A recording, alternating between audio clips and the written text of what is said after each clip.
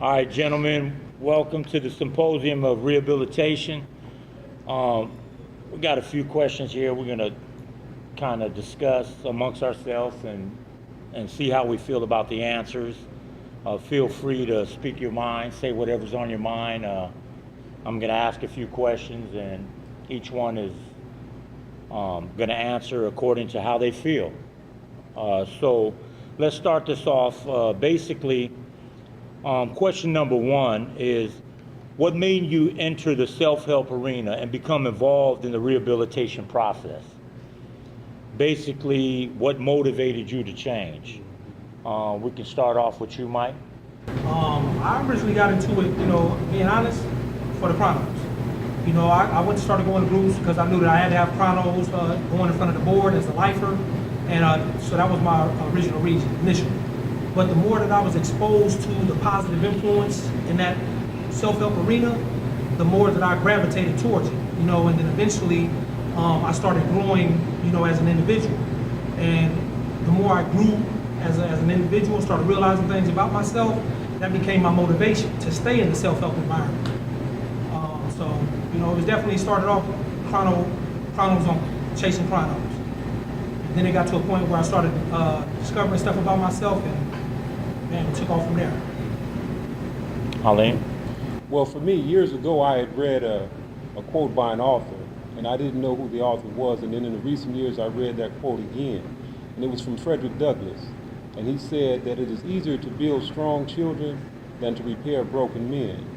I was at a crossroads in my life, and I was dealing with some serious internal turmoil, and I didn't know which direction which I wanted to go.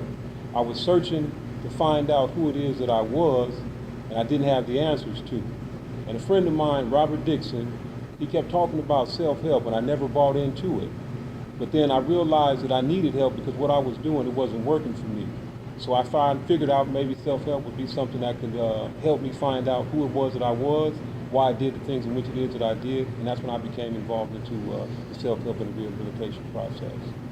Do you feel it's been working for you? It's been a tremendous job for me. It's really helped me out. It's really got me the opportunity to see myself and where it is that I need to be and who it was that I was at one time. Yes, it did. Mike, do you think those chronos, chasing the chronos, do you think eventually it got to a point where it was detrimental, it worked against you rather than for you? Nah, not really, because by the time that I really started taking my program serious, I had only went to like a couple of groups initially. So it wasn't like I was chasing that many chronos, but once I started taking it serious, the build-up of chronos was just a testament to the fact that I desired to change. That I just didn't necessarily know how. I desired to change. Chasing the chronos got me into the groups in the first place. So I feel like it was beneficial in the fact that had I not been chasing those chronos, I wouldn't have been in them self-help groups. Okay. Okay. What has rehabilitation process been like for you? We'll start with you, Timmy, on that.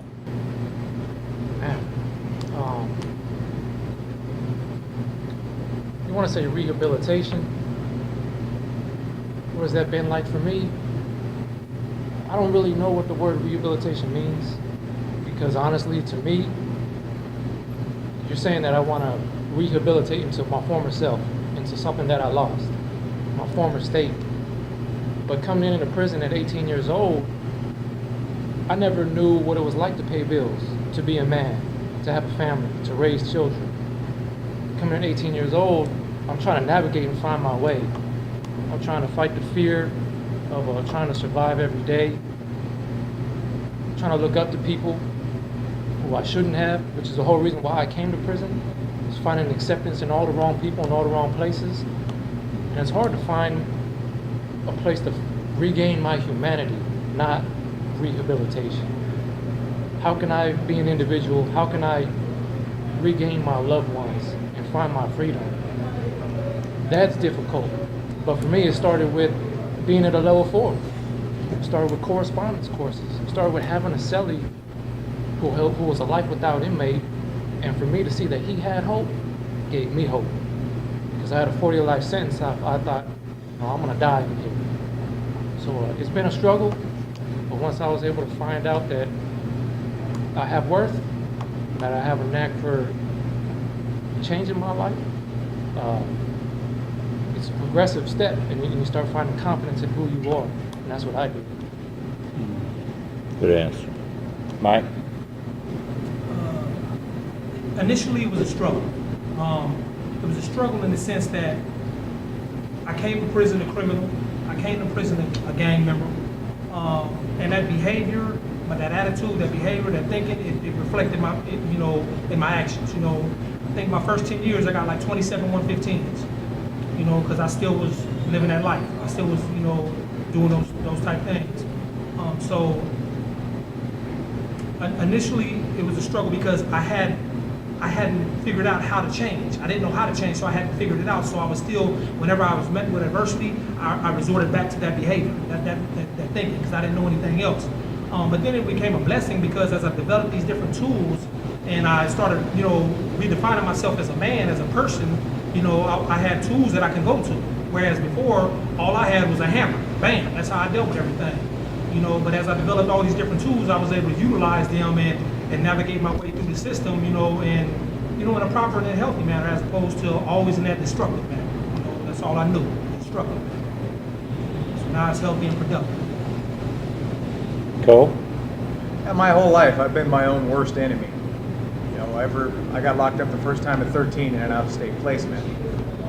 And just like Timmy had mentioned, I didn't really know, I had no idea what it was to be a functional member of society. So this whole rehabilitation, what are you going to rehabilitate me back to? And so the question being phrased is, what has the process been like, right? Well, it's a process.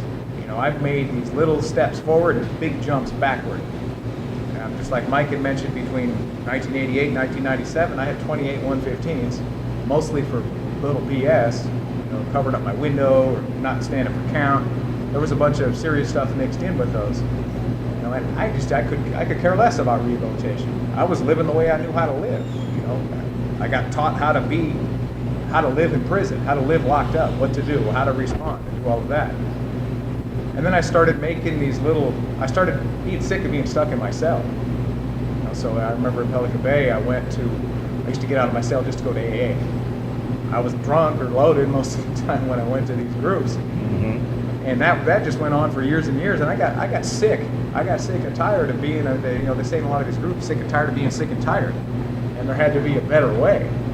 And when the dope started getting out of my system, when I started having some sustained, I can't say recovery, but I had sustained abstinence for some periods of time. And then I would make these little steps forward.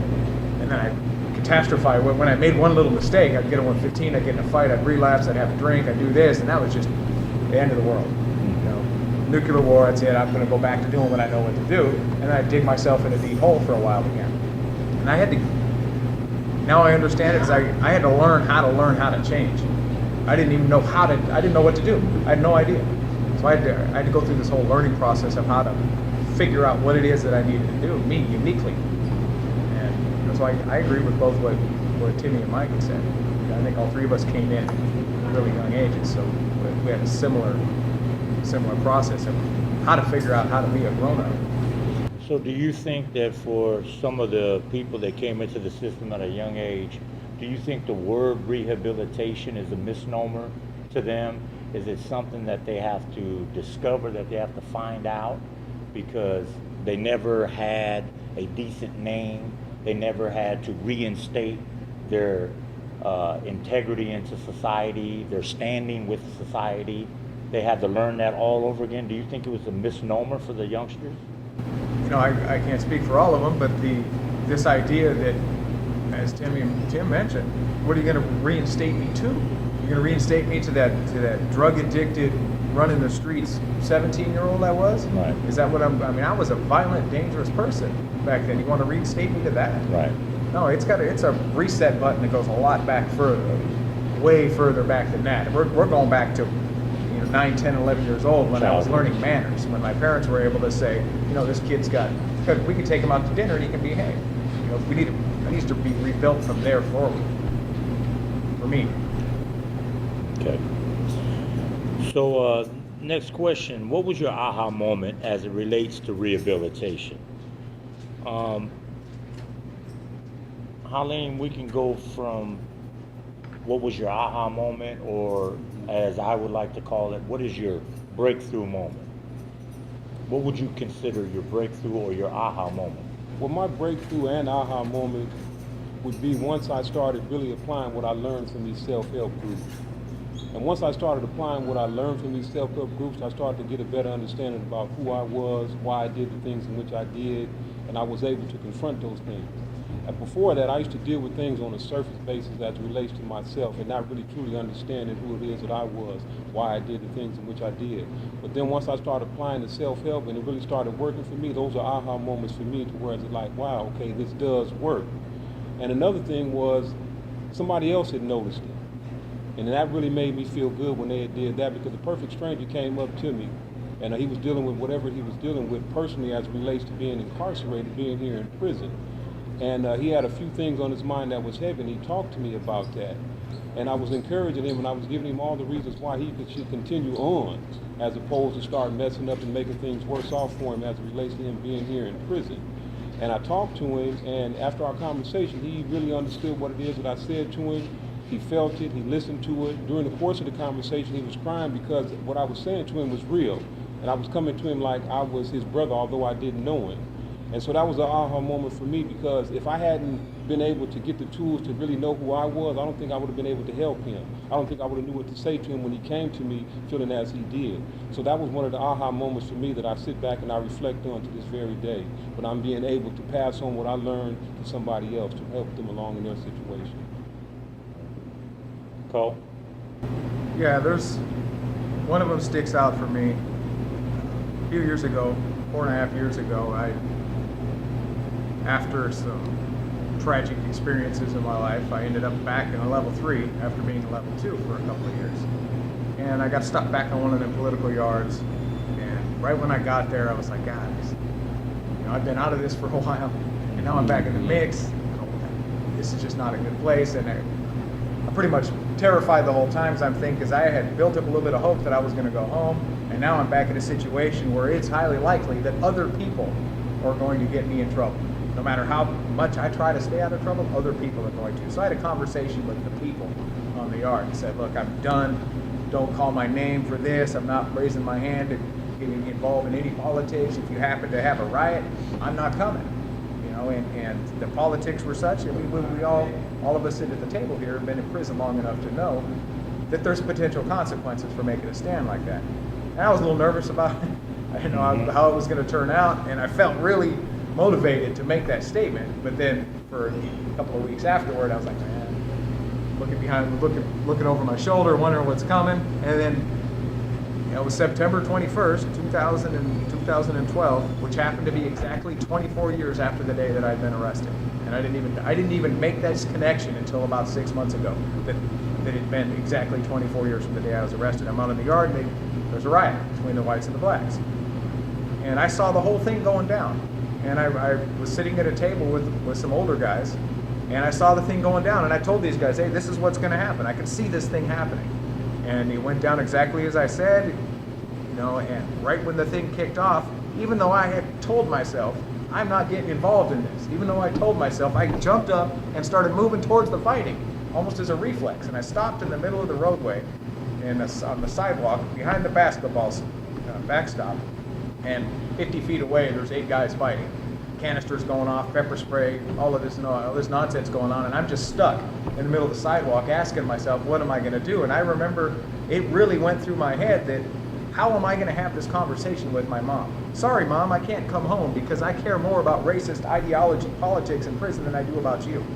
And then I turned around and went and sat back down, knowing that right then, again, I felt really motivated in this decision. I was empowered in that moment. But as the next couple of weeks went by, I was back to looking over my shoulder because I think this is going to happen, right? So it was an aha moment in the sense where it was one of the first times where I stood on my own, where I said, no, look, I'm going to be an individual. I'm going to stand up as an individual, regardless of what I may suffer some consequences over this, and there hasn't been many times in my life where I've done that in a positive nature. I did that a bunch of times in a negative way, where I'm going to put myself out there and do some BS. But this was like really the first powerful time where damn the consequences. I'm going to do what's right for maybe the first time in my life. Very good. Rayvon? My aha moment came for me in May 2004. I was in ASU. I was facing the third strike. I was facing validation and facing an indeterminate shoot. Now, all this happened, pretty much like Cole said. This was my reaction to a situation someone else had created. So I'm in the hole, and I'm asking myself, why do I keep putting myself through this? Why do I keep, quote unquote, with this self-sabotage? So for me, then I understood either I would totally just give myself to this environment, give myself to the politics, to the culture, and give up on any hopes of going home. And that same thought was going through my mind, as Cole was saying. For me, it was, how do I explain this to my little sister? Because I was her all in all. My expectation for her is for me to be there with her. So how do I explain this for her? But for me, I was at that end of the road. And I knew that either, again, I would commit wholeheartedly to this, or this is what the time for me to make that break, for me to say, okay, enough is enough. I had to fight for some type of freedom, some type of hope for myself. And again, that was in May 2004, a month before my 30th birthday. So, yeah, Interesting. That was, Interesting.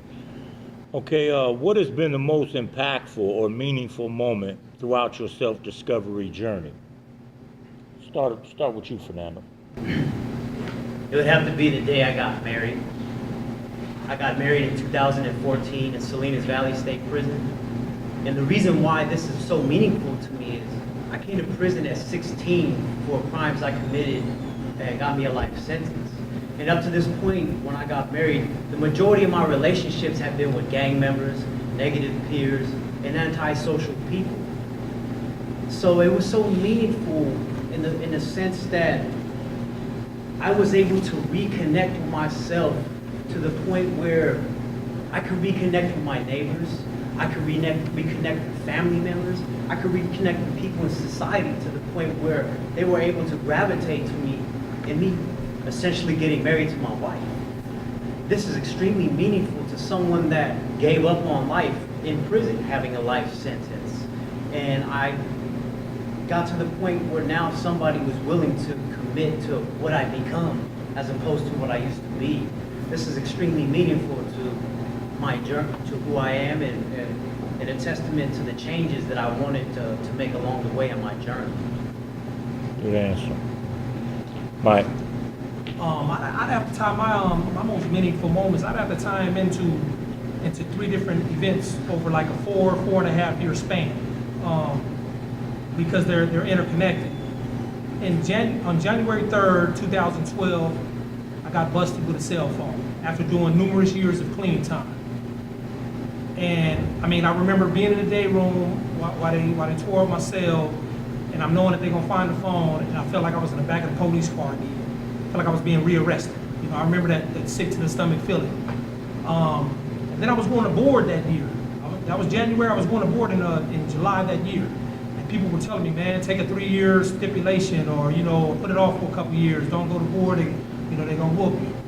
And what I had been learning so far since I've been involved in this self-help arena, rehabilitate myself, is don't run from my problems. Face them, own them, and deal with them. So I ignored all of that type of advice, and I went to board, and like I thought it would happen, I got a 5-year denial. I was hoping for a 3, I ended up getting a 5. But at that moment, all they kept talking about was the phone, reverting back to your old ways. And I came out of there, although I felt like it was a good hearing because all my other board hearings had went so bad. I felt like this one went so good, with the exception of, I just got a 5-year denial, and I'm feeling like this one went so good except for that phone. And I realized it really dawned on me like, man, dude, you were your own worst enemy. You don't have anybody to blame but yourself. So, that was something that really was meaningful to me. And 3 years later, I put in for an advance hearing. It was granted. I go to board a few months later, and I get found suitable. So I went from that that very depressing, sitting in the back of the police car being rearrested again feeling, to 3 years later, the happiest joy that I've ever experienced as a human being next to my son being born. You know, so from the lowest of the low to the highest of the high. You know, and then, and I felt like, you know, this was, you know, the process was working for me. And then, within 4 months, they took my date, or they referred my decision to the bank here, and eventually they ended up taking my date a few months ago.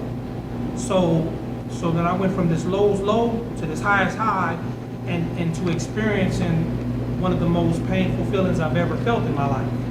You know, I mean, I had never dealt with trauma like that, you know, as an adult. You know, I hadn't dealt with anybody dying at that time, you know. And then, so this happened, and then my little brother died right after that. So I'm dealing with all of these different, you know, these things, and this self-help, all these tools that I developed, all of the stuff that I've learned over the years was just kicking in. It was just like second nature, you know, how I handled it. So I was able to effectively work my way through these emotions and these feelings, and it was all positive and productive as opposed to negative and destructive, Right. you know.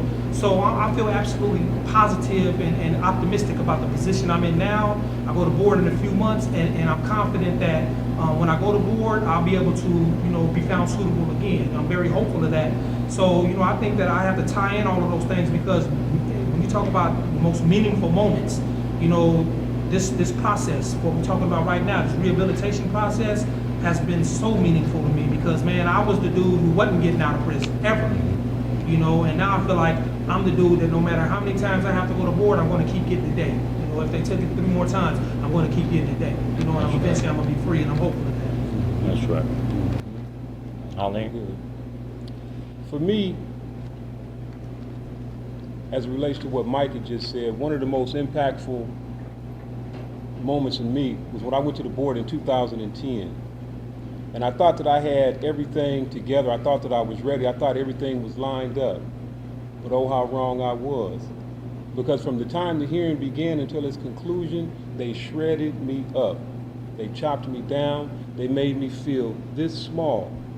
When I walked out of there, I was angry. I was bitter. I was frustrated. I was in denial, and I blamed them for the way they talked to me. Never once did I give credence to anything that they said. At that point, when I walked out of there, I said, to hell with the board. I wasn't going back. And it was nearly a year after that I really took a look at myself. And as Mike said and Cole said, I was my own worst enemy, because I had been lying to myself my entire life, because I was holding myself back, because I wasn't being true to myself and to what was said about me and who it is that I was. And once I came into the understanding of that, that's when I started beginning my process of change. And that's when change started becoming important to me. I stumbled along the way after that, but I continued to pick myself up. Like Mike had just made mention of, my last 115 was for a cell phone. I had to have contact with my family. I had to have contact with whoever I wanted to get in contact with, and that was in 2012. But since then, the focus became bigger. The focus is on working on me, the person that I was, the things that I used to do, how I used to act, how I used to treat and mistreat people. That became my focus, to change that around, to be a better person, to become more understanding of the next individual, to where they would understand me and they would appreciate me being in their presence, as opposed to turning when they see me coming. And so I started working on myself and working on myself. And once I seen the change and other people seen the change, that was really meaningful to me, because it let me know that, you know what, I was putting in the work that I needed to do to achieve the goal that I wanted to achieve, and that's getting out of prison. That's right. That's right. Mike? My most impactful moment was seeing my childhood on a white dry erase board, all of it listed out, and not being allowed to talk while it was dissected and all talked about. Not too long ago, I took this class. It was a self-help group that the chief medical officer had. It was a non-fiction writing group. And it was a small group of us. There was about 8 of us. She brought in a writer from out in the streets. And in the course of several weeks, he taught us about character development, setting the scene. And then we talked about our 5, he asked for 5 impactful moments from your child. Okay, 5 events. And how you thought that might shape your childhood. And by the end of the class, we were asked to write a 12-page story with scenes about your childhood from, say, age 5 to 15 or 5 to 20, whatever you felt. And I did this. I followed it. I was really into it. And then what happens is your story is passed out to everyone in the group. And because the group is so small, there's a lot of trust. You know? Even though I think you kind of feel really vulnerable putting your whole childhood out there. And then he takes your story, breaks it into scenes, puts it on a whiteboard. Characters, and those characters are your adult role models, whether they be cool role models or whatever. And everything about your childhood is put up there. And you really have to sit there while these guys are tearing apart your writing or the story, but you're the character. And they just talk about, you know, the boy. This was happened to the boy. Everyone roots for the little boy, but you know, the boy is faced with decisions. He has role models, and seeing myself, I can only clarify questions. These guys were doing all of the work. For me, it was a whole new perspective. Instead of being a self-help group and just sitting in a circle and talking, or doing a correspondence course of writing, I was there, but I was apart from the group. The group was actually dissecting me, which was really interesting. And I could actually see dots being connected, where my beliefs came from, how I held on to some of those beliefs my whole life until my crime, beliefs, actions, and consequences. It really opened my eyes. That was my most impactful. Very good. Okay, how did you or do you apply what you've learned in the self-help arena to when you go in front of the board? I'll ask you, Mike. I'd say the application of insight. Having insight allows me to clearly explain to the board how I was, you know, or why I was how I was growing up, you know, up until my adult years.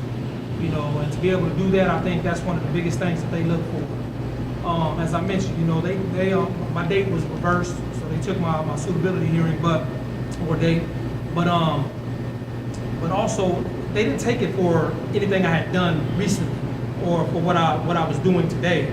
They took it for all of the 115s I had stacked up in my first 10 years in prison, you know, and for my criminal history, you know, so it wasn't like, you know, it was like I was messing up right now, you know, they took it for the insight. This allows me to be able to keep, you know, in mind, to be able to go back to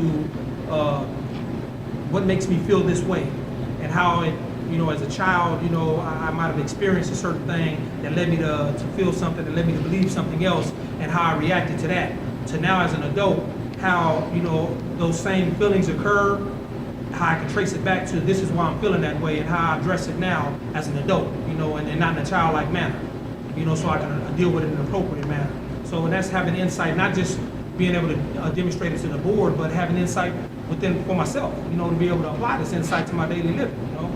And I think it's very important, especially with being able to express yourself and express what you've learned rather than just parroting what you've learned in the groups.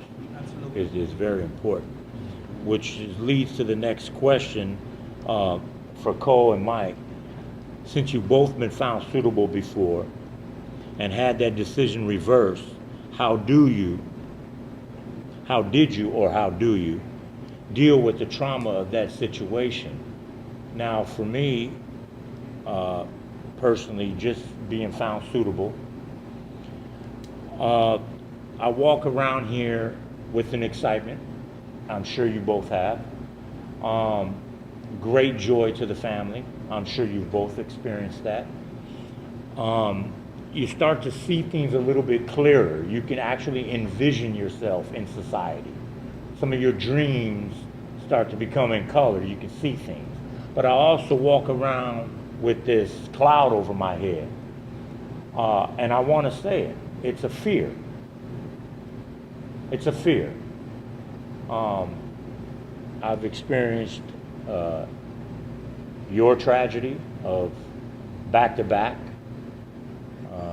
getting the date reversed and losing your loved one, and similar in my case, losing my sister and going in front of the board. So these are traumas that we deal with. Some of us deal with it on a subtle level, but for you two, how do you deal with that and not relapse, not go back to your old ways? a fear that most people, like Halim said, to hell with the board. How did you guys deal with that? Mike? I dealt with it, one of the things I did, man, is I stayed true to my change. It wasn't an act, I wasn't faking the funk, I really changed, and obviously, it goes without saying, it was painful. It was the most painful, before that, my brother passed, it was the most painful experience I'd ever thing I'd experienced in my life. But I made sure that I talked to the individual around me who I trusted, my support network, my fiance, my best friend in prison, and several of my other friends, and I reached out to them and I talked to them. I vented, I expressed myself to them, but then at the same time, I continue to immerse myself in the self-help environment, man, because everybody in these groups, or for the most part, the majority of the individuals in the groups are on something positive. So it's not like, here, hit this, Right. Or man, let's go over here and do this. It's these dudes are trying to get their lives together, and so when I come in there with my story, they empathize. They understand. So they offer positive support. Versus what at one time in the past I thought was positive support, but in reality it was negative support. It's like, come on back. Come on, do this. Right. So I mean, that was one of the ways I dealt with it. Is just to continue to trudge this positive path. Because there was no other option for me. This is who I am, and this is who I will continue to be. But that's how I dealt with it and continue to deal with it. Cool. I have a completely opposite reaction. In August 5th, 2010, I was in San Quentin. I got found suitable. On December 31st, 2010, Governor Schwarzenegger took it away. I was already in my cell. This was, a few days before he was going to leave office. I was already locked in my cell. It's 9:30, and the administrative assistant to the warden in San Quentin, Sam Robinson, used to go around whenever anybody was expecting news. He'd go find them and personally deliver the news because they would get a fax, right? And so it was just something that he would do. Well, me and one of my coworkers, who went to board the same day, and our 150 days were ending at about the same time, called us both down and said, well, this isn't the news you wanted, and told us that both of us had been reversed. And I didn't really have a reaction right then. I didn't feel anything right in that moment. I was almost, I was numb, and I didn't really want to. I was like, it didn't get in yet. So I walked back up to my cell on the 4th tier, and the door locked, and I pulled out my cell phone, and I called home and said they just reversed my day. And my mom started crying, I started crying, and I had done such an effective job of bullshitting myself that I actually believed that I was ready to get out of prison at that point. Right. I convinced myself that I deserve this. I got this coming. I checked all the little boxes, right? And so I dealt with it the way that I'd been dealing with things my whole life. Since 13 years old, I went. I drowned it in this case. I drowned it with pills and lots of pills, and it just went on. As I said before in one of the earlier questions, is that I'm my own worst enemy, and I am an expert at just turning backslips, relapses, bad news. I'm an expert at turning that into catastrophe, the end of the world, nuclear war. This is it. And just a few months later, March 7th, 2011, I get caught for having cell phones and smuggling tobacco into the prison. Now, just hearing this story for the first time, you might think that, it was the governor taking away my day is what triggered all of this. That would be BS also, because I was doing all of this Anyway. Anyway. I was sitting in the boardroom while I had a phone Right. and tobacco in my cell. Right? And so I was operating from a place of delusion. I had completely convinced myself that I'm going to go in here, I'm going to tell these people what they need to hear, I'm going to convince them, and then they're going to let me out. Which I made it through half of that. And so I got Division F-115 for conspiracy to introduce contraband, spent a year in Carson section in San Quentin, which even after spending a couple of years in Pelican Bay Shoe and Tehachapi Shoe, Carson section was a freaking wake up. And that was related to my earlier answer, is that that was the traumatic event that landed me back into a level 3 in the situation where I had to make a stand against a riot. And so I didn't deal with it at all. You know, and as far as how do I deal with it now? Because it was my fault. Because I was the one responsible for, you know, shooting myself in both feet and the back of the head at the same time. Now, you know, it's kind of this level of compassionate self-honesty and acceptance. I mean, I did this. I'm the reason why I'm still sitting here. Right. I'm the reason. I knew the whole time I was going to groups. I knew better, but I was doing it anyway. I was doing it anyway. I thought I could have it all, and so it's been very transformative. And again, you know, I make little steps forward, big steps back, but I've been making some pretty consistent steps forward for a while because I was so close. I was so close that now I know, you know, that's always kind of in the back of my mind. You know, and it was traumatic, but it was traumatic because I got a first-hand seat to exactly how much I was destroying people around me. But I support my family, my mom, my dad. My dad's died since then. My dad died in 2012, right after I got to Solano. And if I wouldn't have been doing what I was doing, chances are I could have got out at the next hearing. Okay, the next question is if you can offer a piece of advice about self-help to your fellow inmates, what would it be? What would that piece of advice be? We'll go with you, Fernando. My advice would be to anybody in any institution is take charge today. Take charge of right now. And understand that you can't do anything about yesterday. And today's the moment that you look at yourself in the mirror and say, I'm going to have control over me today. So let me put my best foot forward and do what it takes to take the path to freedom. And that's raising your hand and asking for help and utilizing whatever your institution has to offer, and seeking out pro-social people and programs that is going to be able to point you in the direction that's going to lead you to freedom. That'll give you the better understanding of what it's going to take to be successful, not only here in the institution, but be successful on the street and in society. One of the most difficult things that I did was take that first step forward in demanding that I'm going to take control over right now, that I got the ultimate control over now. So that would be my advice to anybody, is to take control over now and be the ultimate person that does it. So that would be my advice to anybody, not just here, but on the street and in any place in society.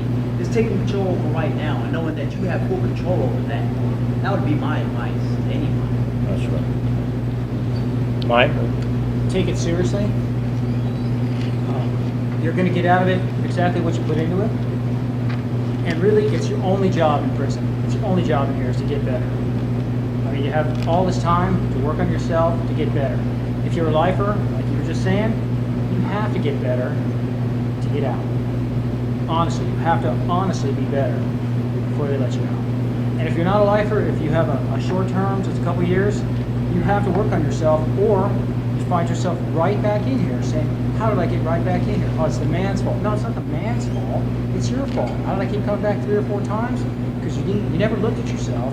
You never fixed yourself. How do you feel about some of your peers not taking their rehabilitation serious, whether they're lifers or not? Start with you, Timmy. I don't know, that's a loaded question, man. You put me on the spot. Man, I know it kind of ties in with the previous question. You know, as far as offering advice, how do I feel about it, man? When I walk up and down these hallways and I see that I'm putting my best foot forward each and every day, trying to better myself, put my focus on my family, put my focus on other people, so I can inspire other people, give to other people what I've learned, because I've been in that spot. I've been the dumbass on the yard. I've been the guy with weapons under my bed. So I get it. I get that. I get that the playground on the yard is a time where you get to go relax, cool off, kick it with your friends. but it's all your perspective. For me, I had to change my perspective that it's not a playground no more. This ain't a playground. This is college campus. So for me, I want to take that serious. I want to lay the foundation for the next person that takes my steps, that steps into my seat, is going to take it serious with integrity. The same amount of respect and integrity that, you know, when you gentlemen leave, you guys have inspired me, and I want to continue that trend. So when I think about what they're doing, not taking it serious, man, it angers me, it frustrates me. I get sad, and at the same time, there's a balance between I understand and there's no damn excuse. You know, there's a time for playing, there's a time in the season for everything, and you know, you came to prison. I came to prison because I was doing wrong. I came to prison because I murdered somebody. I didn't come to prison so I could watch TV and play Pinochle. I came to prison so I could not just be punished. Find a way back to them, to understand what I took from humanity and the life that I took from other people, because they're serious. So I think about when I see people throughout the day in the hallways, I think about their families. I think about when I come out to this visiting room and how wives and children faithfully come out here every single week. They pay the money, they come and give the food to the vending machines, and they hug their family, they love their family. You know, I don't have that type of affection, you know, and I long for it. So that's a second chance that I don't have, that I'm longing for it, I'm yearning for it, and yet they have it, and it's just wasting them away. So for you to be a lifer, or not a lifer, and to have a second chance at life, I'm fearful that if you don't learn nothing in here and you don't change your ways, figure out what went wrong, my family's liable to be the next person, the next time you get incarcerated. So, you're damn right, I'm gonna do my part in here. Yeah, I'm gonna take it serious, and I hope that by walking my walk, you can take notice of what I'm doing. Probably leave some footsteps so you can walk in. I wish I had the magic answer, but I don't. That was a pretty good answer. Excellent. You know, Cole, it's like you see some of these nature programs where the wolf pack is on the hunt, and you see the prey, and you almost feel sorry for the prey because you can see what's about to happen. And for most of us who have been in that situation, well, we didn't take our rehabilitation serious either. We walked these lines, we didn't take anything serious, and at one point in time, people were reading us. They were reading us. And they were reading us, and they were seeing that we were heading headlong into a disaster, but not knowing the consequences that lied ahead. Like perhaps many years spent in and out of shoes, in and out of AdSigs, going to the board, getting denied. And we didn't see or didn't care to see what was coming, but people read us. And I can clearly sit back now and see what they've seen in me. How do you feel about those that don't? You see it around us all the time. How do you feel about that? I'm going to say what I think about it and then what I feel about it. What I think about it is that I can't make anybody change. No amount of threatening, coercing, punishing, rewarding, can't make anybody do it, right? They're either going to or not, but it's going to be a decision that they make, right? That's what I think about it. What I feel about it is I'm a little sad, a little frustrated, I'm a little angry at different times. I'm a little sad about it because I could, in some of these kids, I say kids, but you know, some of them are grown, some of them are a lot older, and in some of them I see me, and I remember when I was their age, you weren't going to tell me anything. Right? I was following the script, like you said, right? There were wolves around, and I didn't want to be left out of the pack, right? So I get it. I get it when they don't know what to do. They think if they have to choose between, you know, I'm going to make the safe decision or I'm going to make the tough decision, right? I didn't make a tough decision like that where I would willingly put my own safety at risk. until I was, 40. I was 42. Right? And so I'm a little sad because,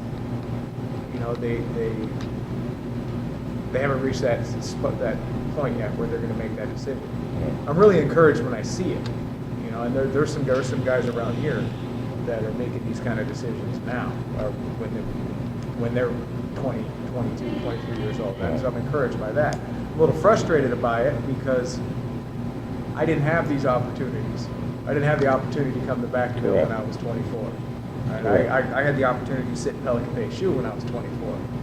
And I put myself there. Granted, I put myself there, but I didn't see, there was no other options. There was no groups going on. There was no, rehabilitation was I think it was a word in the dictionary that CDC didn't even consider. Right? It wasn't on the radar anywhere.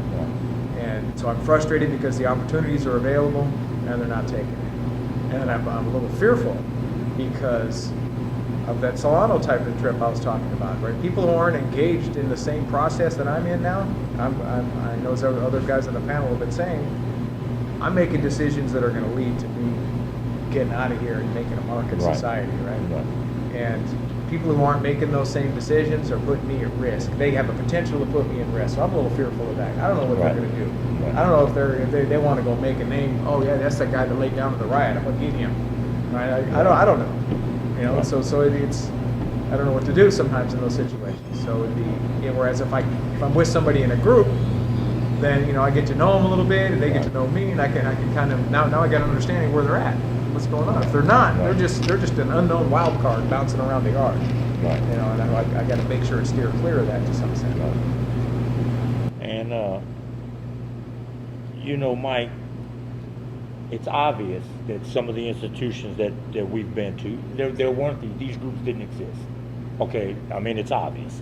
Some of the institutions we've been to, I've been to institutions where there weren't any at all. No self. At all. And we either had to design it or we had to go write a book report or, write an essay on our own terms, but they weren't available to us, okay? Very predatorial yards, and you were thinking, that's what you was thinking about. But here, you see it. You see people that have all the opportunity that's here. Rehabilitation group after rehabilitation group, self-help group. I mean, you can go stretch your body and do yoga here if that's what you want to do. There's plenty of things that you can do. But how do you feel about those people that don't take their personal rehabilitation, their personal self-development serious? By no means is my answer coming from that of a man on a high horse. Like Timmy said, it's a loaded question. It's a question that's loaded with reality, or realistic answer. When I come out here in the visiting room, I'm constantly seeing, individuals who aren't at that stage. They don't have insight into why they do what they do, or why they are how they are. What occurred when they were younger that makes them act the way they do right now. And you see it in how they interact with their child, if they interact with their child. Because some dudes don't even interact with their kids; they don't know how to. Some guys don't know how to properly interact with their woman. And so to answer your question is I'm both saddened and empathetic. I'm empathetic because I was there. I was one of those guys that you talked about when you talked about people who looked at my behavior, my conduct, and was like, man, it's not going to end well for dude, and they were right. So I mean, I see it in the business room. I see it when dudes get 115s, when I see dudes are, when their program is crooked, and I know that this is going to end bad for them. So I'm saddened, but I'm also empathetic. And then I think about the bigger picture, that like when you talked about this isn't just about lifers, this question is about non-lifers as well. So when you got people re-entering society, worse than when they came in, because when you came in, and you did an X amount of time, you went out there and you didn't become better. So essentially you became worse. You didn't stay the course, you became worse. So, you going back into society, man, and you don't bring anything to the table. And it's sad because you're probably going to repeat the mistakes because you're going to continue to do what you know best. You know, resorting to criminal conduct. You know, if that or you know, disrespecting your female, treating your woman, you know, or your parents, you know, in a negative, disrespectful manner. And then treat yourself that way. You know, I mean, it's like so many of us don't feel like we are have that coming to us, like we're not valuable enough, you know, to have the best that life has to offer. Right. I was that dude. I felt like, man, I didn't have that coming. You know, I had the highest confidence in the world, but I had the lowest self-esteem, and I see that around here. Dudes who are turned up with swag, man, but they have low self-esteem, and you can see it in their conduct. Right. You know, I mean, if you loved yourself, you wouldn't be doing that. If Right. you loved your kids, you wouldn't be doing it. You can't say you love your family, you love your kids, but then here you are taking, you know, third strike chances, you know, over a ball of dope. You know. Right. So I mean, I'm both sad and I'm empathetic. I'm empathetic because I understand, you know, that it ain't like they was born like this. You know, they Right. weren't born Right. like this. Stuff happened in their lives that led them to this, that made them make these decisions. And you know, so I'm empathetic in that sense. And I just wish that dudes, like you said, in this environment, this prison, especially, you know, would take advantage of it because it's right there. It's right for the picking. Right. Right. Well, the next question, I don't want it to feel like a loaded question because I know it's kind of this. The next question's serious, and so what we'll do is we'll keep the answers, you know, to a minimal because it's not only a serious question that I believe that people definitely need to reflect upon, but it's something that I guess we can shed light on, and that is. What would you say to an inmate who's just starting his sentence and he feels his chance of parole is too far away to start any rehabilitation? Now, I personally have friends and comrades who done started their prison sentences and, you know, they got 90 to life. They're sitting on level 4s. The last thing on their mind is rehabilitation or a parole board or even a parole date or even freedom for that matter. You know, that's the last thing on their mind. You see it around here. Guys have parole board dates well into the next century. And they see you doing it, but they see that you have a chance. You got a chance of possibly going home. And for these people, I know it's a place where we really have to take some consideration before we just offer some type of advice, but nonetheless advice is needed. And I would expect to receive some advice from somebody if I was in their shoes, because I say it all the time. Right. I always say, if I was in their shoes, when I started my sentence, I didn't think about getting out of prison. I didn't act like it, I didn't live like it, and I sure wasn't thinking about parole. That was the last thing on my mind. But then I look at the opposite side of the picture, and that's guys walking around here with life withouts, with 100 to life, with 75 to life, and they don't see any bright future at all in terms of parole, in terms of going home, things of that nature. So, I mean, what would we say to an inmate like that? Just, you know, I'm gonna start off with you, Fernando. I would say that there's hope. And the reason why I say that there's hope is I came to prison at 16 with a 41 years to life sentence. And I said, what the hell is rehabilitation? I didn't know what that meant.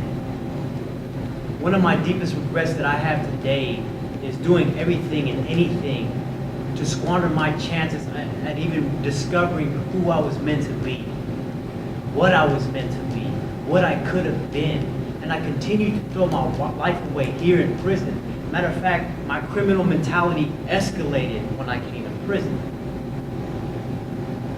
Well, there came a time and period where I wanted something different. I wanted change. So I started seeking out people that were changing. And even though that at that time I never thought I was gonna get out of prison, I was starting to do things that felt good. I started enrolling in classes and learning. I started doing some personal self-discovering about who I was meant to be. and who I was meant to be is not meant to be in prison. This is when I started to feel like I was free, because I started walking away from the mentality that brought me here. And next thing you know it, I say about 18 years into my sentence, a law was passed Right. that gave me more hope, and that was a youth offender parole law. Right. You know, and me seeking out self-help classes, entering the self-help arena before I even had a thought of hope, Right. enabled me to have an honest conversation with whoever I have sitting across from me and say that I made these changes because I was tired of the results I was getting up until that moment. And Right. this felt good. This was the moment in time that I became free because I demanded to be free. Right. So what I would say to somebody that's just coming to prison is that there's hope. Whether you see it or not, there's hope. And don't be like me and regret the fact that I did all these horrendous things knowing that I didn't have hope, or thinking I didn't have hope in the beginning, and doing what it takes to, take a step back and start asking yourself, how did I get here? How did I get to be right here in prison with this life sentence or this long sentence? And what can I do today to make sure that I can have the best possible results when my number is called for a possible board hearing or possibly getting released? Am I going to be in a favorable position, or am I going to be filled with regret? So what I can say to that is there's hope. That's right. Thank you. Cole. I would build on what Fernando just said, is that underlying this question, he feels his chance of parole is too far away to start rehabilitation. Underlying that is a lack of hope. And a lack of hope is leading to a lack of motivation to want to do anything, right?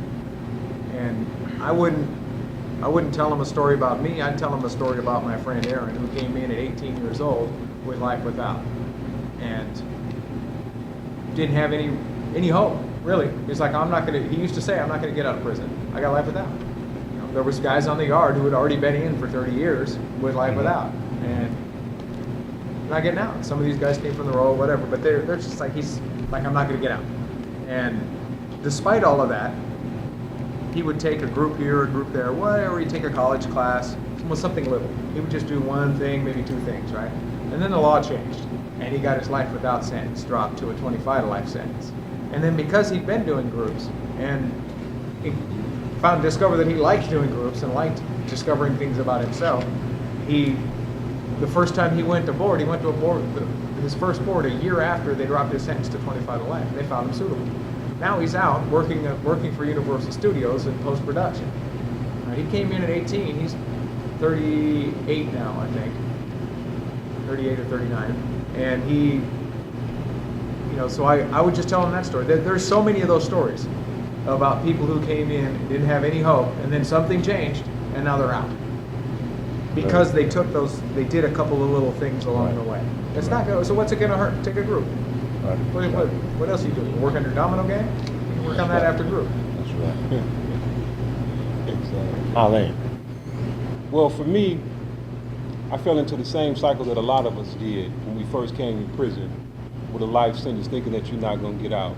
So as Fernando had just mentioned, I didn't have that hope. But I went into a cell with somebody that had a life without sentence plus 2 life sentences.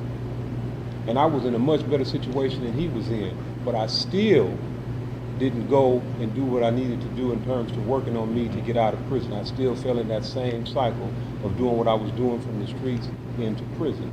But what I would tell somebody that had their parole date too far off is that once you get involved in rehabilitation is for you. That's right. If you're doing it for anything or anybody else other than yourself, you're doing it for all of the wrong reasons. No matter how far off your board hearing is, it's always good to be prepared, because as Cole said, because as Fernando said, you never know what type of law is going to change to put you in a position to where you go before them, and what are you going to do when that time comes. So if you take advantage of and you seize the opportunity in whatever moment that you have to take any kind of self-help, then you do it, because the objective is to get back out there into society to where you can be a productive part of society. We all know how to be an unproductive part of society, because that's what led us to being where we are right now here. So now why not work on trying to be a better individual, no matter how far off it may be? Right. But you're putting in preparation to make you a better person and finding out who it is that you are, what you need to do, why you did certain things. We all have just went along just to go along with the in crowd. Now it's time to step out of the in crowd and be by yourself and do things because it's the right thing to do for you, not the right thing to do for the next individual. So that's what I would let them know. Always stay prepared, because you never know when you're going to have the opportunity to be sitting before those people, and it's too late to say, well, I should have did it back then, when you got an opportunity to do it now. That's true. That's true. Trayvon? For me, coming to a lot of groups now, participating in a lot of rehabilitation groups now, and just learning myself, but also hearing other men's story. You know, I've come to believe, like, beneath all the bravado, beneath the pain, and as Mike said, beneath the high confidence and low self-esteem, is this sacrifice or deferred idea of the type of man we desire to be. So I would say, you know, to the individual who believe, you know, parole may be too far off, don't allow your self-worth, your self-value hinge on the possibility of you being out. Really strive to become that man you desire to be now. You know, no matter what environment you in, you know what I mean? Attain that. You know, for so long we've done many things to escape. We've done many things to deny certain aspects of ourselves. You know, outside circumstances that we no longer had control over. Well, our parole is now another one of those circumstances that we really have no control over. So here it is again, we're still allowing something else to, you know, cause us to sacrifice or defer some aspect of who we are. So I would say, you know, just don't allow your own self-worth, the value of who you are to yourself and to those who love you, to hinge on, you know, the possibility or the hopelessness of being paroled. That's right. Timmy? Oh, and you guys said a lot. You guys, man, what can I add? All I can say is looking at myself. I see, you know, like a black sheep of the family. I'm the only one to come to prison. You know, 18. Everybody else has jobs. Everybody else has families. They're having kids now. New generations are being born, and I'm missing out on that. And even though I had a 40 to life sentence, and I was fooling myself thinking that I didn't have hope, but I did. I knew I did the entire time. But I was just lying to myself. I would see other people and just feel anger and frustration. Really, that was just jealousy and envy. I wanted what they had. I wanted their hope. I wanted that taste of freedom.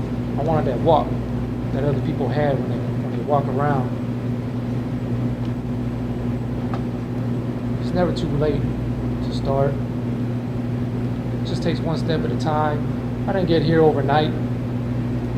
When I think about my family, you know, although they were a driving force for change and my pillars of strength that I leaned upon, yeah, eventually I did do it for myself, but at first it was for them. Because I couldn't find that worth within myself. I found it in my family. I found it in the pictures. I found it in the letters. But to be able to motivate and to change my family's thinking on the street, because they could have easily been in here. But by me continuing education, I mean getting vocations, I mean reaching out to youth, these things, you know, led my younger cousins to turn away from crime. Because at the time they were younger than me and they were looking up to me. And I let them down. And what I did, it was a severe consequence of reality. Just don't lose hope, because you never know who you can inspire throughout your life. Find something worthy of value, of faith, hold on to it, never let it go. That's what I would tell them. Good advice. What about you, Mike? I think you create your own hope. I think all of us, when we first came to prison back then, we were all life without. Nobody was getting out. There was one magic guy who got out through the court, Right. and he was the guy that, his case was, that's why he got out. But I went to a place where, it wasn't like a level 2, it was Ironwood, and no one was getting out. No one, I was on the lifer yard, and all my peers were like, you're going to die here with us. I've been down 30 years, 40 years, whatever. And I said, no, I channeled my angry Michael immediately.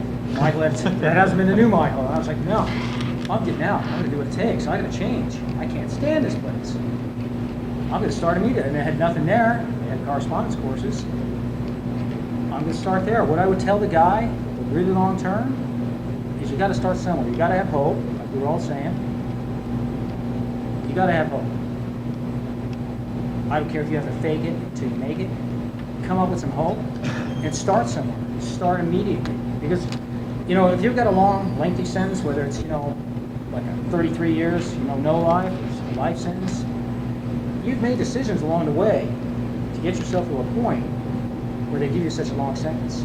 You don't just, it's not like the movies where you just wake up and, go rob banks or go kill people. You've got to have a whole bunch of beliefs that enables you to do something that gives you a life sentence or a lengthy sentence. Right. So that's a long downward spiral. And for us, people sitting at this table, obviously prison is the bottom of the barrel. You've got to climb out of that barrel. You've got to find a way out. You've got to start making better and better decisions. And it's going to take you a while. You're not going to have, just one giant epiphany overnight. It's going to be a gradual set of steps. You're going to have to jump through hoops, as it were, to get better, to better yourself. And that's what I would tell the guy. You've got to work your way out. You've got to start making better decisions and build on those decisions. Thank you. Okay, we'll briefly answer this next one.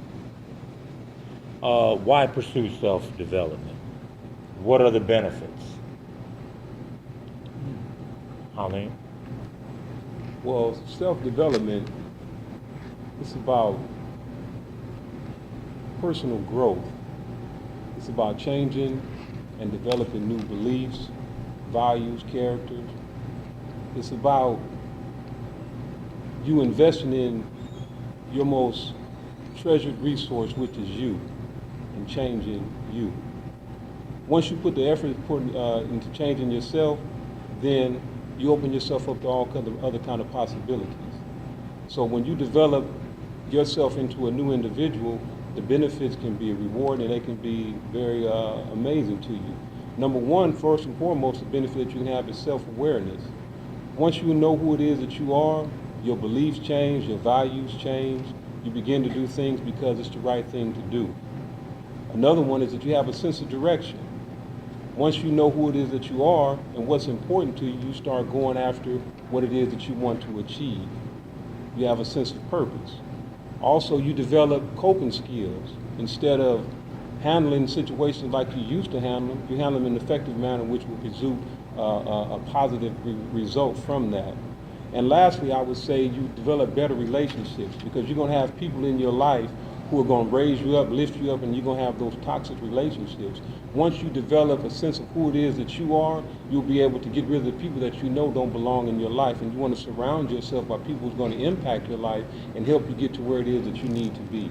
And I think that that's what self-development is about, and those are the benefits that self-development can bring to an individual once he applies himself. Good answer. Good answer. Rayvon? I like that. I really like you cover a lot of the basics that just hearing the question that I thought about. But the thing I would add is, from the moment we were arrested, and I would say, I would go out there and say almost to a man, from the moment we were arrested, we desire relief. We desire relief from that situation, relief from other situations. But the reason I would say pursue this self-development, because for me, that's where freedom began. Freedom from beliefs, freedom from pains, freedom from a lot of other things, not just relief. I wasn't just, drinking them away or smoking them away or trying to cover it temporarily. In this pursuit of myself, understanding myself, there also came healing. So the benefit in that again was little freedoms along the way. Things I was able to, put behind me and I guess in have joy in places where, pain or hurt was. Have a sense of peace where, this anguish and all these other things existed. So I would say, way before any parole date or any other thing that we may be pursuing outside of this environment, I believe that freedom begins with that self-development, that self-discovery. Good answer. Good answer. Mike? To heal yourself, to become a functioning member of society. Obviously, we failed at society. We need to heal ourselves, work on ourselves, earn our place back. Get back out. Good answer. Mike? In a nutshell, on a personal level, I pursued self-development, because I wanted to get off that destructive path. And I was tired of crashing and burning. If you enjoy crashing and burning, then keep doing what you're doing. Nothing's gonna change. If you desire to stop, to stop that, get off that destructive path, then pursue self-development. The benefits to it is, it allows you to redefine yourself. You came to prison this particular type of individual, with all of these different, negative character defects and a corrupt belief system. And now you have the opportunity to redefine all of that, and you can be a better son to your parents, a better father to your kids, a better friend to your friends, a better person to yourself. But at the end of the day, in the bigger scheme of things, I had this thing that I really wanted to familiarize myself with and pursue is I wanted to alter my legacy.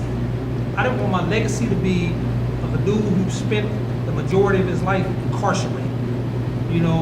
So I started to do everything that was necessary that was going to lead to my being free. And then I started thinking bigger. All right, well, although I'm still incarcerated, when I get out, this is what I plan on doing so that that I can build a positive legacy, so that 50 years from now, 100 years from now, when my lineage is talking about me, they're not talking about the dude that was locked up for X amount of years and that was a wrap. That's all he did. That's all he brought to the table.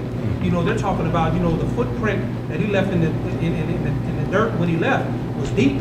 It wasn't some trivial. He was incarcerated for X amount of years. A one-liner. I want my tombstone to say something, profound, as opposed to, sunrise and sunset, Right. So I would say, that's the benefit of it, man, is being able to redefine yourself and to reestablish your a more positive legacy for yourself, Okay. Okay, so how important is it to have family or peer support in your overall rehabilitation or self-development? I know for some of us it's quite important, but how important is it? We'll start off with you, Fernando. First of all, rehabilitation and self-development starts with you wanting to, like Tim alluded to earlier, rediscovering your humanity. By doing personal self-examination and rediscovering and being comfortable with who you are.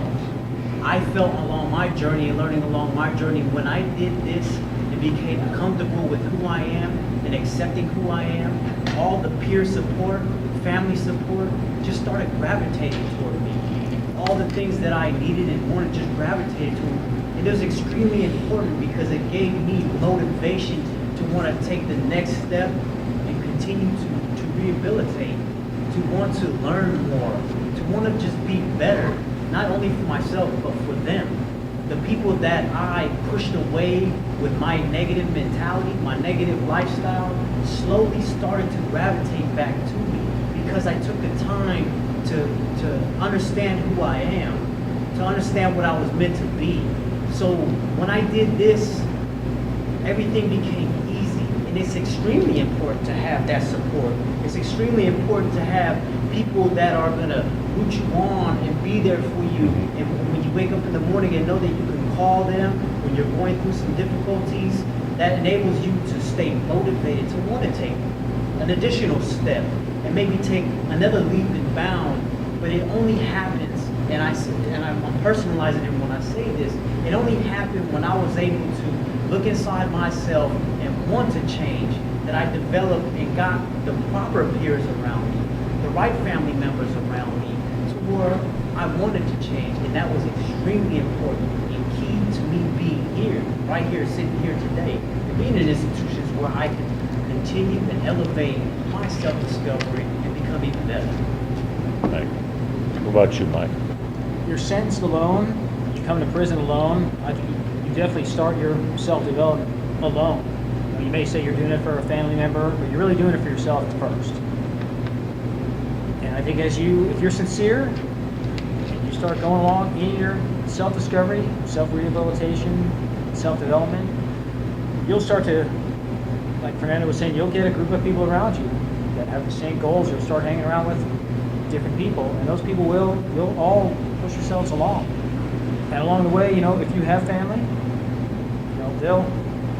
if you've had family the whole time, they'll start to notice a difference. And if you just reconnect with your family, they'll also see a big change. And I think the whole thing snowballs. As you get better, you just get better. And I think that at that point, the support is self-serving.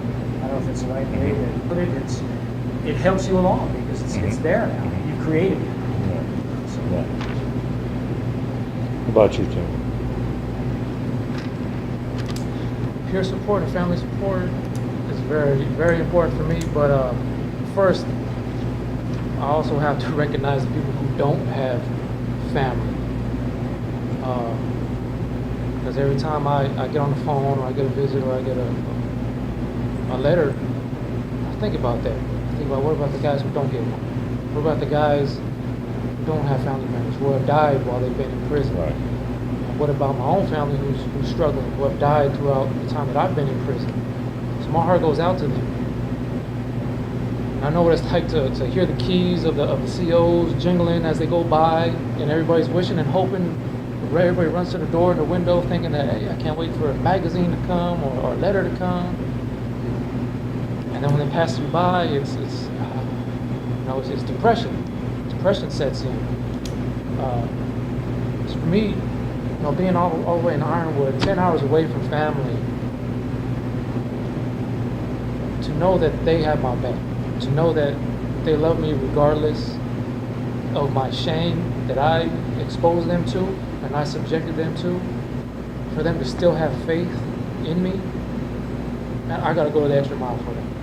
Right. They're my family that I'm fighting to get back to. But at the same time, my peers in here are my family that that got my back in here. Right. And that's why, it's important to choose who your friends are. It's important to choose the people that you surround yourself with, because they can either lead you to destruction, Right. or look out for your best interest. They can tell you the truth, the time where you need the truth, or they can just lie to you, just blatantly. So having friends and family is vital to you maneuvering your way through prison. So you can save your life, give you hope, or you take it away. I read the book that I am the average of the 5 people that I hang around with. So I take that. I believe that. I am the average of the 5 people I hang around with. You run with dogs, you get fleas, something like that. But it's vital. Good point. Good point. Okay, what, if anything, could have been done to change the course of your life before it led to tragic circumstances? I think we can answer that briefly. What do you think about that, Rayvon? For me, the thing I think I could have done differently to change the course of, even my behavior and the crimes that I committed was to trust other adults, other people in my life. I was 17 at the time of my crime, and a big part of my belief at the time is I was responsible for keeping my mother's secret. I was responsible for keeping those things quiet that I believe would be shameful or even a sense of betrayal towards my family. So for me, the thing I wish I would have done as that young person was trust other adults that I knew that cared for me, that I knew had my best interests at heart, really accept the help that was available. I think that's big for me. Timmy? I want to say two things. One, I could have viewed my mother as a role model and respected her rather than manipulating her, because being a single mother, raising two kids,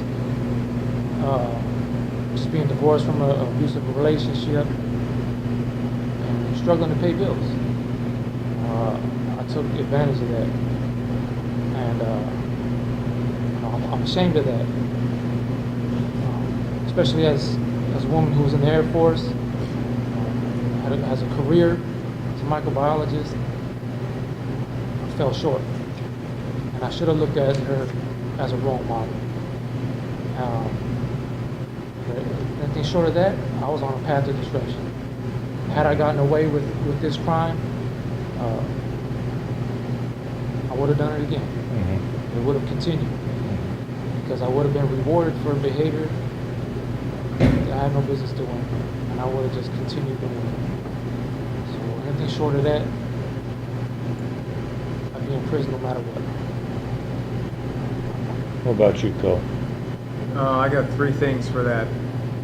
Listen to me, don't give up on me, and I should have had drug treatment at a really early age. Mm-hmm. This stuff, as Rayvon mentioned, there was stuff going on long before I committed a crime. And I distinctly remember telling my teachers in third grade that they're picking on me and taking my lunch. And I distinctly remember teachers saying stuff like, well, what did you do to them? Or what are you doing to bring it on? Why are you telling me? Stand up for yourself. Little boys don't tell. Little boys don't cry. I got all of that kind of spiel, right? So they listened to me. Would have been one, because at that age, I'm not, I'm at the mercy of the people around me. I'm at the mercy of whether or not the adults want to protect me. Right. And in a certain sense, those adults failed me. Don't give up on me. I got given up on a couple of times, right? And that at 13 years old, back in 1983, they didn't just stick kids in drug treatment. Now they will. Right. So they've learned the lessons of that. I didn't need to be sent to a reform school or psychiatric hospitals. I needed to be sent to drug treatment. That's Deal right. with that stuff. That's right. What about you, Fernando? First, I can't rationalize anything I did by saying what I could have done or what could have been done. I just can't do that, but what I can say is that I came here very young, as a teenager. And when I look back and I ask myself, what could have been done to change the circumstances? And to be honest with you, it could have just been responsible adults. Just responsible adults around me, raising me. I was deprived of that. And I asked for help, and I was refused help. That does a lot to a kid. That does a lot to a kid. For a child to extend their hand and ask for help and have it slapped away, gave me the belief that nobody cares. I kept that attitude and belief for a long time. It took many, many years for me to get over that and understand that belief needed to change. But in short, yeah, that's what I would say, is that responsible adults raising me and being around me as a child would definitely have made a difference. Okay. Okay, I'm gonna start off with you on the next question, and just in a nutshell, if you had the opportunity to speak directly to your victim's family, what would you say to them? I would say for years, I refused to take responsibility for the horrible pain that I caused you. I'm sorry. I accept full responsibility for the pain that I caused you, for all the years that I've taken from you, that I selfishly committed against you and your family, that was me, and I apologize. I am sincerely sorry, and I regret so much what I did to you and refusing to take responsibility for what I did to you. And even re-victimizing you by taking you to trial, knowing full well I was guilty. I'm deeply sorry. That's what I'd say to you. How about you, Rayvon? For me, sadly, I would say, and to my shame, it wasn't until I began to understand, acknowledge, and face my own pain that I was able to understand the pain and the trauma that I caused them. And I deeply regret, my actions towards them and the destruction my actions caused them. And I'm truly sorry for that. Really understanding now the circumstances I imposed upon them, the trauma I've imposed upon them, just the peace that I denied them. Understanding that now, better understanding myself, I deeply regret that, and I'm sorry. What about you, Jimmy?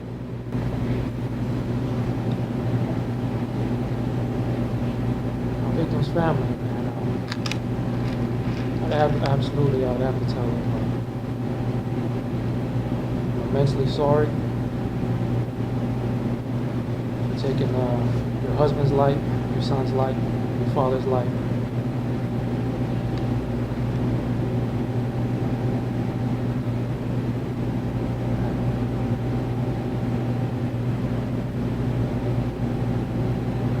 My heart goes out to you. And,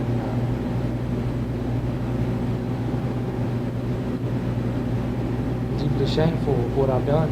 I know that. I'm responsible. I'm absolutely responsible for taking his life. I'm responsible for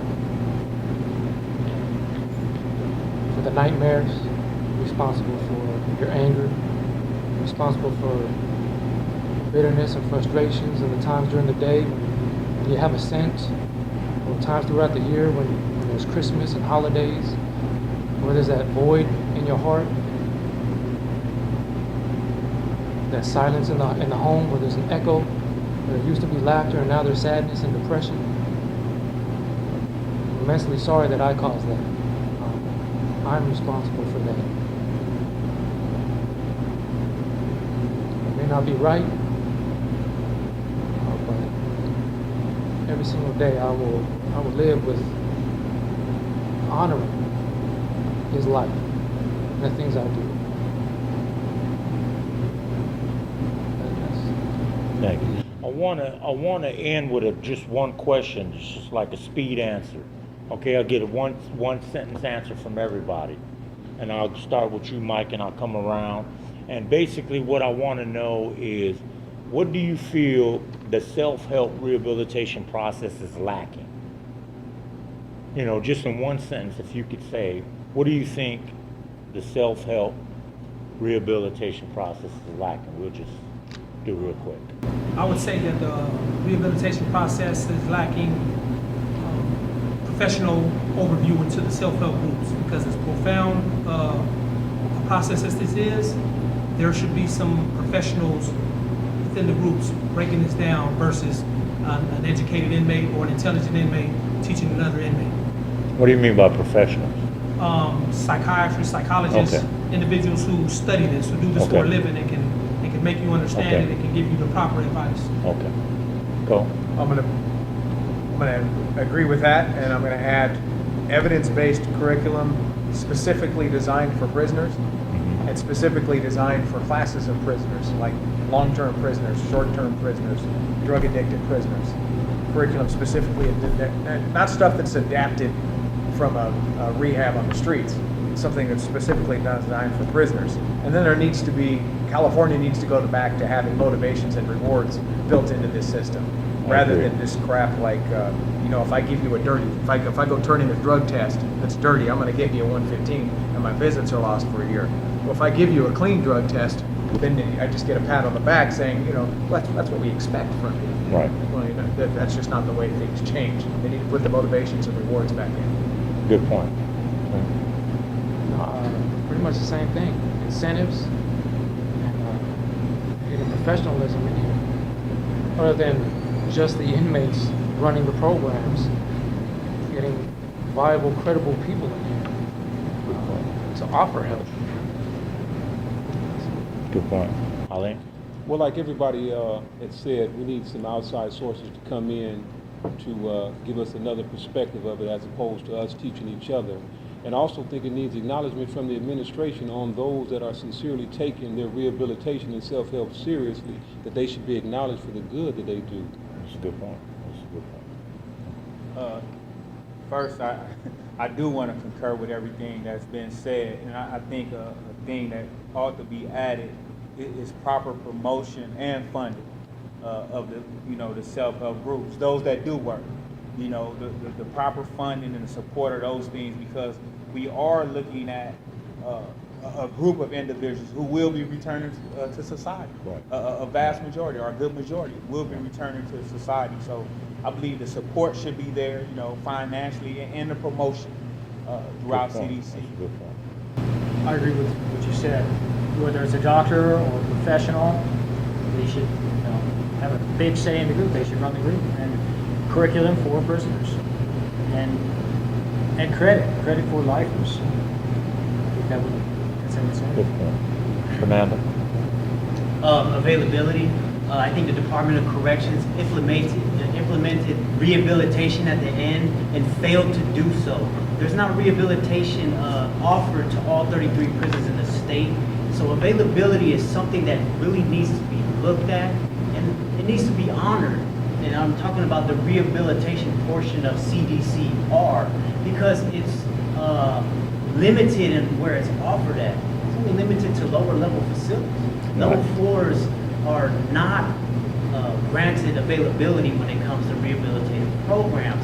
Somehow we've developed the mentality that when you come to prison, you got to go to the battlefields first, Right. or the front lines. Right. This is something that has to change. Rehabilitation should start the moment that you come to the prison system, Right. not when you're lucky enough to get to a level Good point. 2.